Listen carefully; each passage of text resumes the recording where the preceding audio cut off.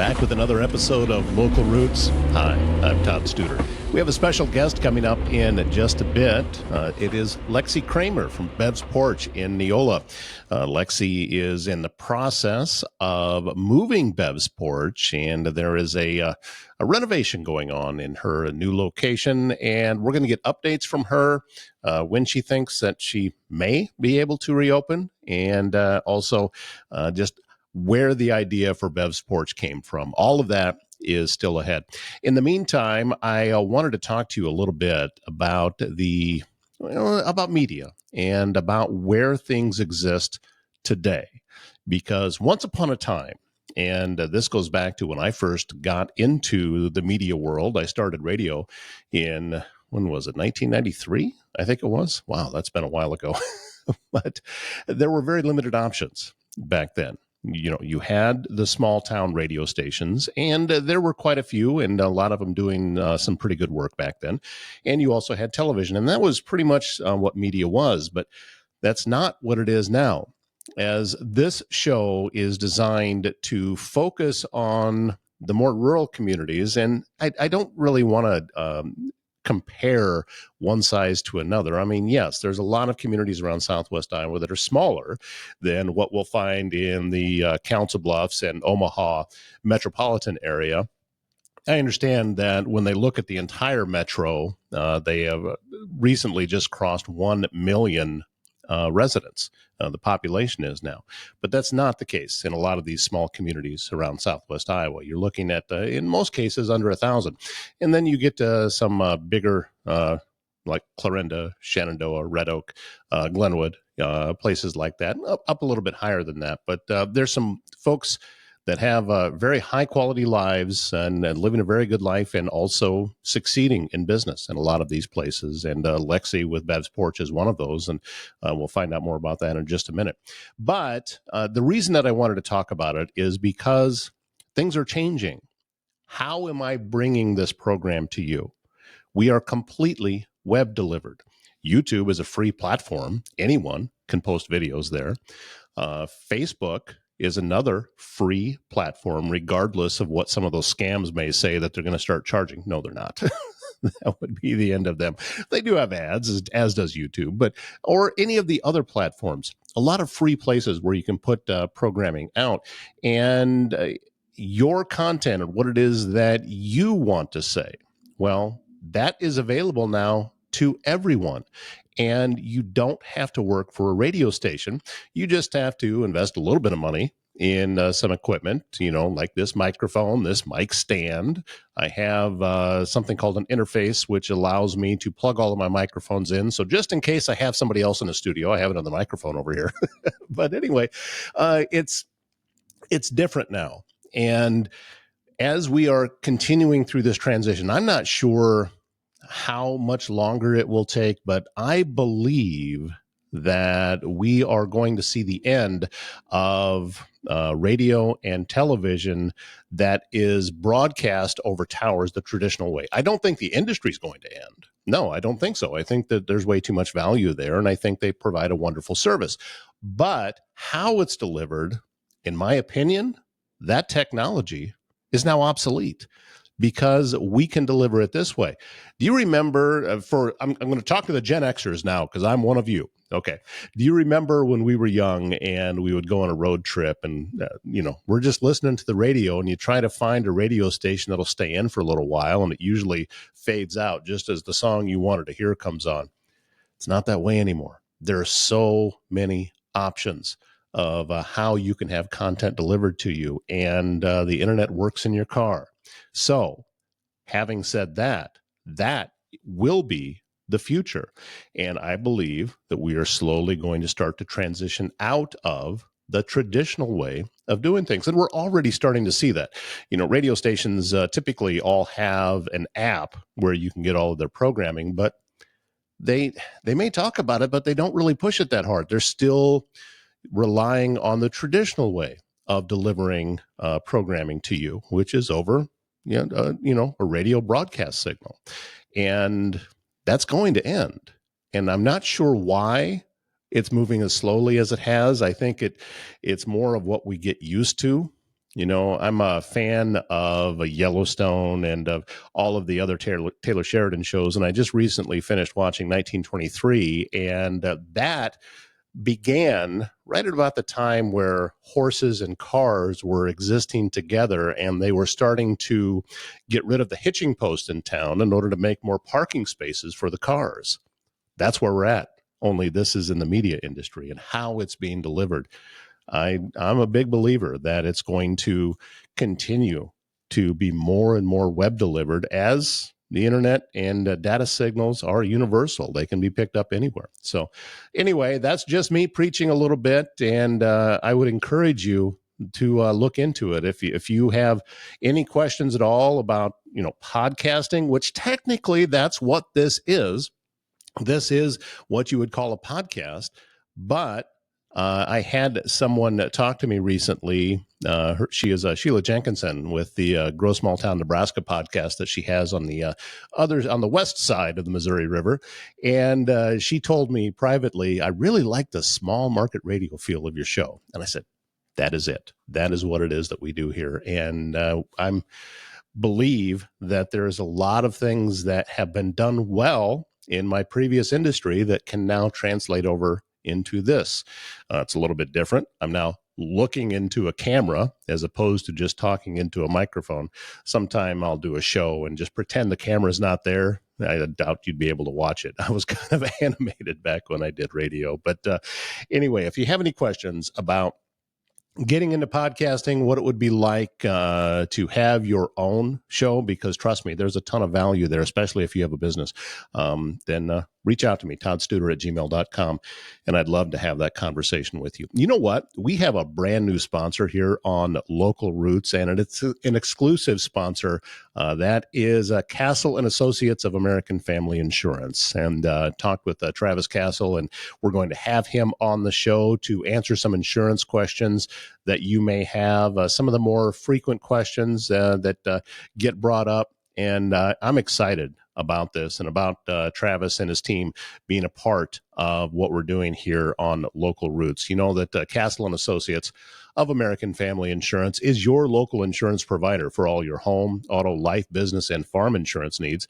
They have 4 locations: Council Bluffs, Trainer, Bellevue, and in Elkhorn. They are local and in your neighborhood, ready to help you navigate the complexities of insurance today. Travis and his team educate, advise, and simplify insurance, all to protect those things you cherish most. Give them a call and get your free quote. And again, thank you to Castle and Associates of American Family Insurance for being our exclusive insurance sponsor here on Local Roots. Say, do you or someone you know need in-home care?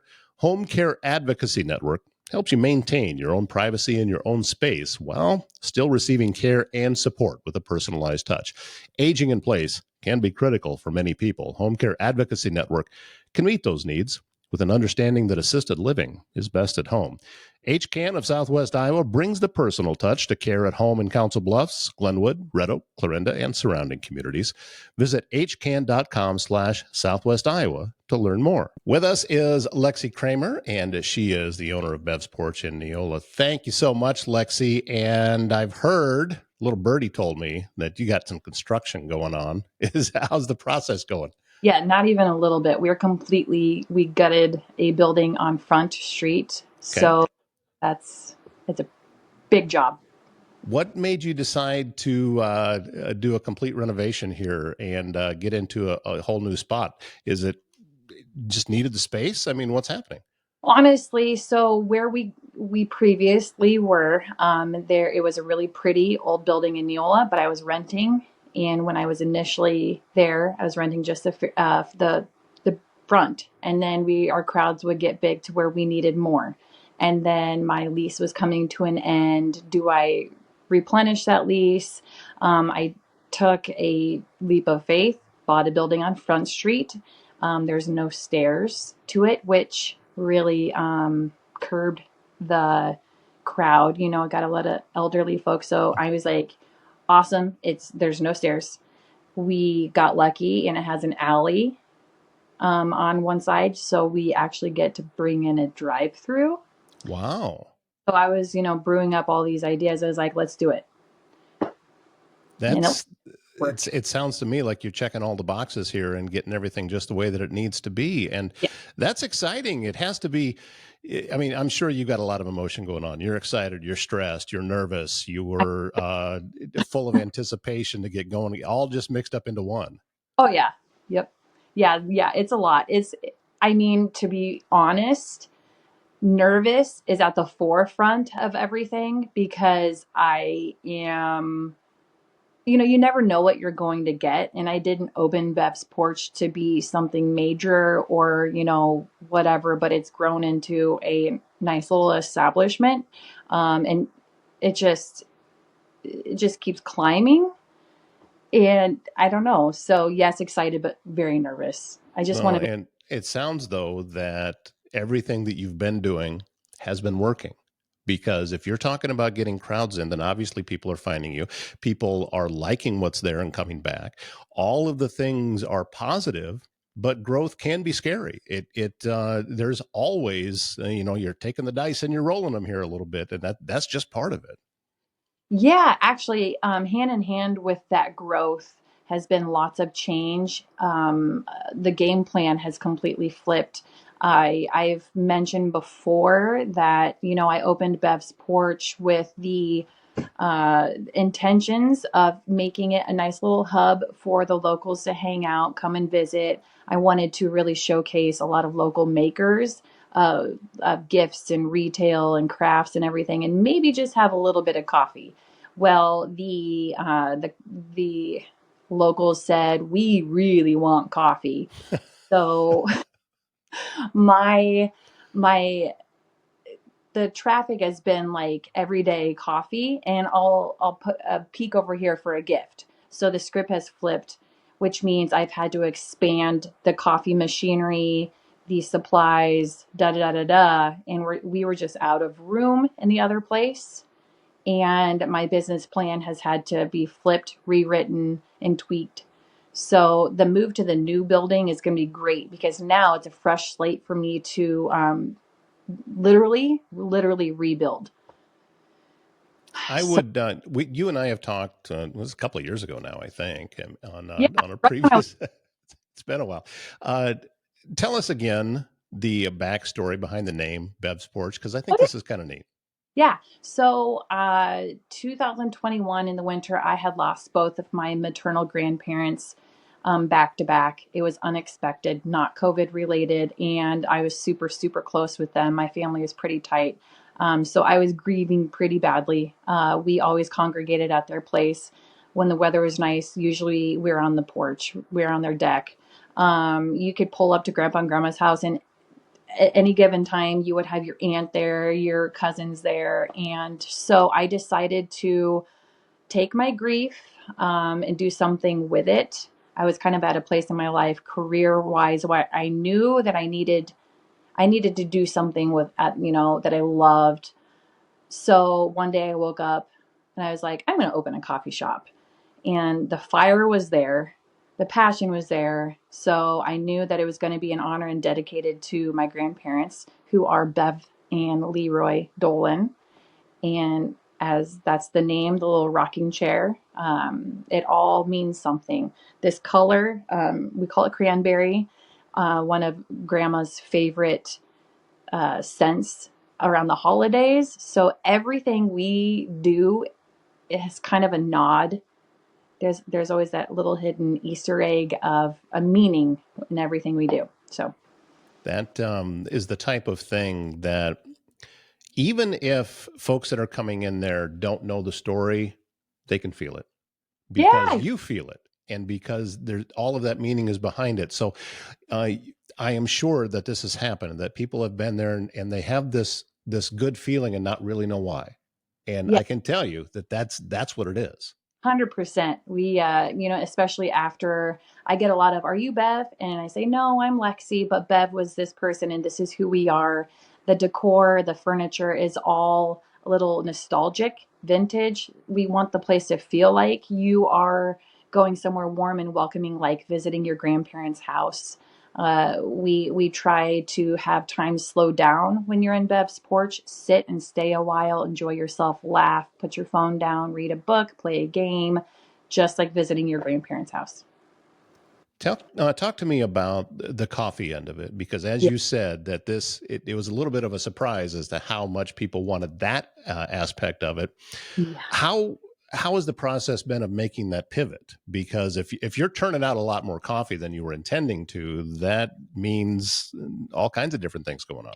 It does. Yeah. So we were running off a espresso machine that can make one drink at a time.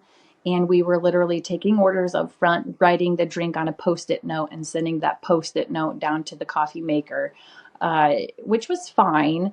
But then the lines were getting longer. The wait was getting a little bit longer than we preferred, which means the line was getting to the door because people were waiting so long. And when we want time to slow down, we don't want a line. So we've had to save up money to get a machine that can make more coffee at once. We had to get double the grinders, double, triple the grounds, syrups, mixes, which took a lot of like saving up and okay, we need this, we've got to back off of this. So that was fun. We're rolling with it. Was it also additional staffing with more people on the coffee end of it? Did you have to bring more people into work? Yeah, actually. So our groups remain pretty tight. We max out about, including myself, 6 staff. And luckily I've got a group of girls who are like, I want the hours, I want more, I want to be there. I love to be there. So we're pretty tight right now at 6 girls. And also, during warmer months, Neola is a commuter town, which means you're busy in the mornings and in the afternoon because everyone's traveling to the city for work.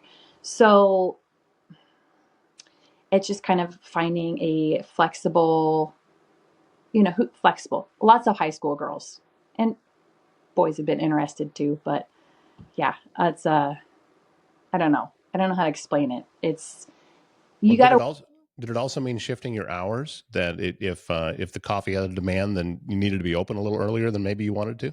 yeah, so we listen to the people. They're like, "Hey, I travel at 6. Can you be open then?" We tried that. It was okay, but we really found that people coming back into the city, we remain open after school. We started that whole like we need the after school crowd into the evenings. So, Neola has a dance studio. We get a lot of out of towners that come into there. You have ball game practices, and people are like, well, I don't want to sit in my car for 2 hours. Bev's Porch. So, yeah, That's actually, yeah, that's pretty cool. we try to meet the needs of the incoming crowd. We try I'm to be, gonna kind of surprise you with a question here, but we've talked about it on, because I have two different shows that I produce out of here, and I've talked about it on both of them. That doing business in a large metropolitan area or doing business in a small town, it's a different approach. You have to focus differently. Is that something that you are conscious of as to what you're bringing to your business in a community the size of Neola?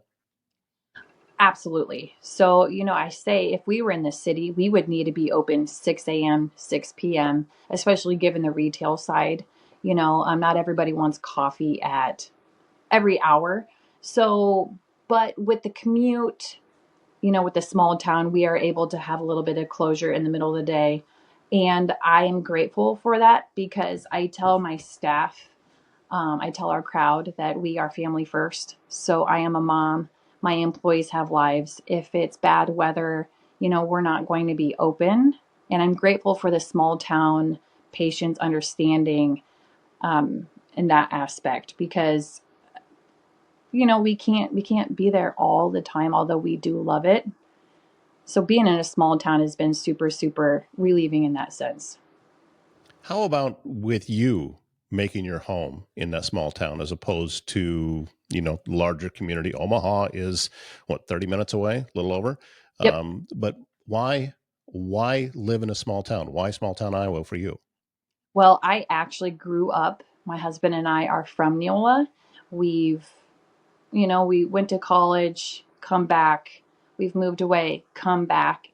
You always just kind of gravitate, and we really wanted Neola to rise up a little bit. We for lack of better words. So I knew there was a calling for something to come to Neola, for some people to come and go, hang out for a little while. Um, Neola is kind of central in our little community. You know, you've got Neola, Minden, Persia, BB Town, even Underwood sometimes. Where can we sit and hang out? And I felt like Neola was a little bit central to that. And luckily, this was home. It just kind of worked out. I think it's funny the way things kind of fall into place. So Did you know when you left Neola for college that you'd be back? Or were you thinking, no, I'm done with small town, and then you learned it later? shoot, when you're 18, you think you know everything, don't you? Oh, Um, you do know it when you're 18. Yeah, you know everything. You just find uh, out you're wrong later. if I could go back and tell 18-year-old Lexi what would be happening, she would just, what? Um, no, I didn't know, but I'm okay with it. You know, we have a really strong following here. We have a really strong crowd, inside and outside of business. So I'm not unhappy with the way things have unfolded. They meant to be. And also, I think there's a lot of smaller communities all around the county and in adjacent counties that are doing well. That you're seeing businesses come in, you're seeing different shops such as your own, or different specialty shops and things that are not just opening but thriving. Yeah, And that, I think, is a testament to you know people like the convenience of shopping online and having a box with a arrow stamped on the side of it from Amazon come to your house. yeah, But there's something else about going to a place and sitting and getting the entire experience. And my belief is we're returning to that. We're seeing more and more people go back to that. 100%. You know, even in a city, you could find some mom and pop establishments where you get that feeling like this is my place. I love it. And that has trickled into the rural areas. And I just love that. And I will say that if there was anything good that came out of that COVID era where we, locked down, you learn to acknowledge and appreciate small business. And so even, the crowds opened up, we got to go back out, and we were hitting up those small people. Um, and that's just continued, I want to say. So it's really, really cool to see all these little businesses opening, leaning on each other, supporting each other. Cause, you know, 2021, when things got hard, we realized like better together. I So, agree. And I saw many people were talking about, oh, the new normal. We're all just going to stay at home and everything's going to be done this way.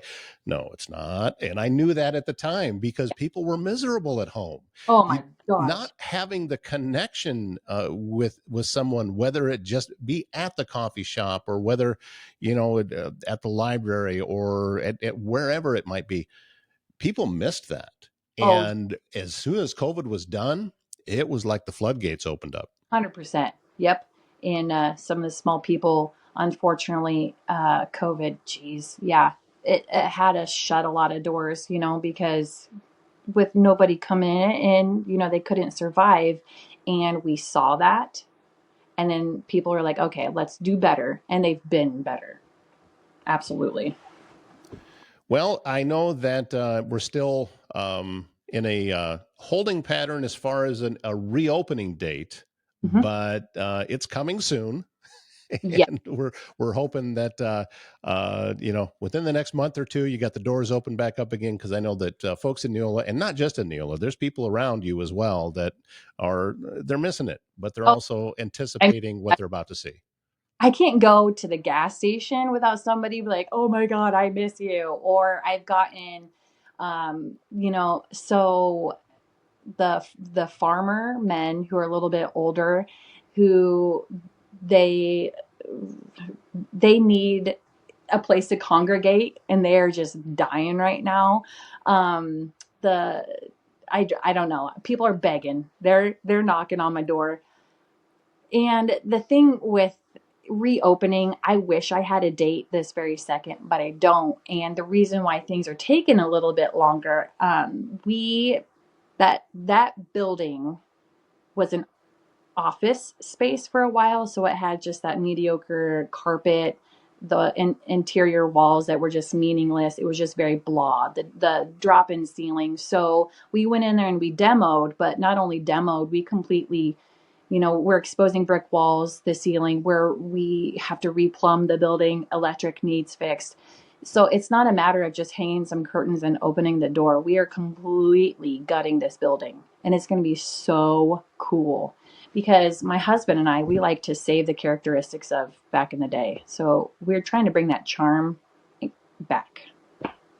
Takes a lot of work.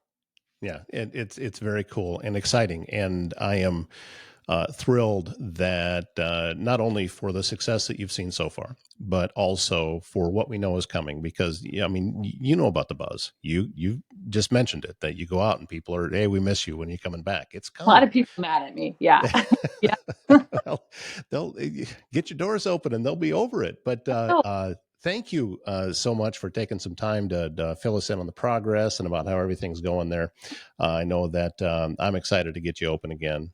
And I love, not just you, but all of the other small business owners that are around, small town Iowa, here in Southwest Iowa, and what everybody's doing. It's exciting. And we're seeing these new places popping up, and it's working. That's the best part, is Yep. that you're opening and it's working. And I'm thrilled that this is happening. So thank you so much for everything that you're doing and for being a part of things today. Yeah, no, thank you for having me and, getting the word about myself, other businesses. And, with that, stay tuned to Bev's Porch because, like I said, we are rewriting our story. So we're bringing in new stuff, lots of other locals. So stay tuned because we're going to be a hub of lots more to come. And you'll let us know when you have a date? Yeah, you'll be the first to know. You and White. And why to thank you so much, Lexi. Yeah, thank you, Todd. It was a pleasure as always. Do you or someone you know, like Lexi, have a great story that you would like to share? I would love to have you on the show. So reach out, send me an email, toddstuder@gmail.com, and we can talk. And I'll tell you, it's a pretty simple process about getting on. Also, if you need precision metal fabrication done right, look no further than Foxco Fabrication in Council Bluffs. From custom welding to large-scale manufacturing, they bring your ideas to life with expert craftsmanship and cutting-edge technology. Let me give you a couple of examples of what I'm talking about. This is a business card. This is from Foxco Fabrication, and Rick Graybill made that. And listen, this is metal. Here, watch. Oh, I got to do a little better. There, now you can hear it. That's a metal business card. Laser etching that's on that. That's pretty cool. Also, Rick made this for me. We've talked about this on a previous episode. And this cup, again, it's very, very high quality. I will put coffee in this and go off to my Council Bluffs Business Connection meeting that I have every Thursday. And that meeting lasts an hour and a half, and the coffee is usually still too hot to drink by the time we get to the end of it. So if you have a project that you would like some help with, you're going to want to get a hold of Foxco Fabrication. They're going to get the job done on time and built to last. Their website, foxcofab.com. If you have a leak, a clogged drain, or you're planning a big remodel, Waldstein Plumbing in Council Bluffs has you covered.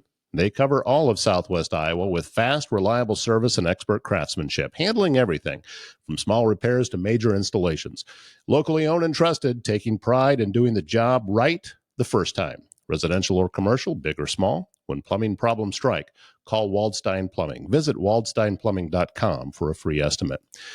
The NAMI Walks event is coming up on May 17th, and I'm going to be there as the MC. I hope that you will be there as well. It's going on in Council Bluffs at Rivers Edge Park. Well, it's Tom Hannafin Park, and they're going to be walking across the Bob Carey pedestrian bridge, and a lot of activities going on down there that day. And you can get your team together by going to NamiWalks.org. And I made a promise that any businesses that came on as a sponsor were going to get a month of free sponsorship here on the Local Roots Show. And just like Mid-States Bank of Neola did, they have sponsored as part of the walk. And Mid-States Bank of Neola, a community bank dedicated to providing the highest quality customer service through tailored banking experiences, innovative products, and highly trained employees. As a community bank, that your hard-earned money that you deposit works even harder. They're reinvesting it in the communities where we live. From the corner coffee shop to a new apartment complex, or maybe it's the large farm operation a few miles away. Mid-States Bank of Neola helps build and sustain Southwest Iowa. And I am a big fan of NAMI. I've told them many times that if you have something that you want done and anything that I can help you with, you let me know. And the answer is yes. So that's why when they said, hey, would you like to MC our event? I said, yep, absolutely. I will be there. And I'm hoping to see you there too. Again, it's on May 17th. NamiWalks.org is the website. All done with this episode. Thank you for being a part of things. And I'm looking forward to finishing up the week well. So happy Wednesday. My name's Todd Studer. We'll see you back here tomorrow morning.